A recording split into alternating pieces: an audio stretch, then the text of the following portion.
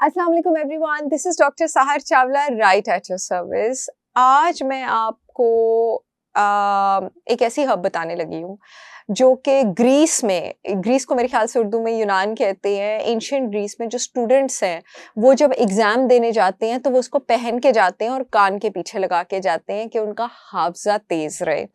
अच्छा, सबसे पहले मैं आपको एक मज़े की बात बताऊँ। एक आपके पास फिनोमेना है जिसको कहा जाता है 3 पीएम कॉग्निटिव कोलैप्स, यानी दोपहर के टाइम हाफ़-ज़े अटेंशन फ़ोकस का कोलैप्स हो जाना। आपने नोट किया होगा कि आप सुबह से कंपैरेटिवली फिर भी एक्टिव हैं, लेकिन एकदम दोपहर को आप अगर फ़ोन की स्क्रीन की तरफ देख रहे हैं और आप ज़ोन आउट कर गए हैं, कमरे में गए हैं, किचन में गए हैं कॉफ़ी लेने, लेकिन भूल गए हैं क्या लेने गए हैं। किसी ऐसे इंसान का नाम लेने लगे हैं, घर में किसी हाउस हेल्प का, किसी फ्रेंड का जिसका नाम आपको पता है लेकिन नाम आपको रिकॉल नहीं हो रहा। उम्र आपकी सिर्फ 38 साल है, लेकिन आप हँस के अपने आप को ये कह देते हैं कि मेरी उम्र बढ़ रही है, बुढ़ापा है।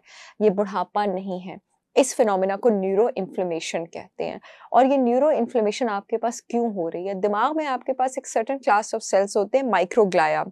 माइक्रोग्लिया आपके पास ऐसे इम्यून सेल्स होते हैं दिमाग के जिनका काम होता है आपके न्यूरॉन्स में जितना भी कचरा, जितना भी वेस्ट इकट्ठा हो रहा है उसको क्लियर कर देना। आपके पास जितने भी मॉडर्न क्रोनिक स्ट्रेसर्स हैं, जैसे एनवायरमेंटल टॉक्सिन्स हो गए, स्क्रीन्स हो गए, मोबाइल लाइट्स हो गए, प्रोसेस्ड फूड हो गया, ये सारे जो हैं इन इम्यून सेल्स को, माइक्रोग्लिया को, जो दिमाग के कचरे को साफ करते हैं, एक ऐसी इन्फ्लेमेटरी स्टेट में भेज देते हैं कि उसी स्टेट में आपके पास स्टक हो जाते हैं। अब ये स्टक होकर आपके पास साइनेप्सिस पर हमला करना शुरू कर देते हैं। साइनेप्सिस क्या होते हैं? आपके पास दो न्यूरॉन्स के बीच का जो कनेक्शन होता है, जो जंक्शन होता है, उसको साइनेप्स कहा जाता है।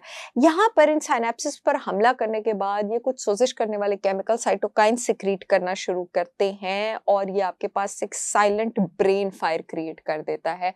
ये साइलेंट ब्रेन फायर जब कुछ अरसा क्रिएट होता रहता है, तो आपके पास ये 3 पीएम कॉग्निटिव डिक्लाइन शुरू होता है। बहुत सारे विटामिन्स, मिनरल्स और सप्लीमेंट्स की हम आज तक बात कर चुके हैं इस कॉग्निटिव डिक्लाइन को डिक्रीज करने के लिए। आज जिस ग्रीक हर्ब की मैं बात कर रही हूँ आपके पास, उसमें एबिलिटी होती है आपके ब्लड ब्रेन बैरियर, जिसको आप हेमेटोएन्केफेलिक बैरियर भी कहते हैं, उसको क्रॉस करने की। और जिस हर्ब की मैं बात कर रही हूँ वो है आपके पास रोज़मेरी हर्ब। रोज़मेरी हर्ब में आपके पास रोज़मेरिक एसिड होता है, आपके पास कार्नोसिक एसिड होता है, जो आपके पास दिमाग में एक पाथवे को एक्टिवेट करता है, NRF2, जो कि आपके पास न्यूरो इन्फ्लेमेशन को नीचे लेके जाता है।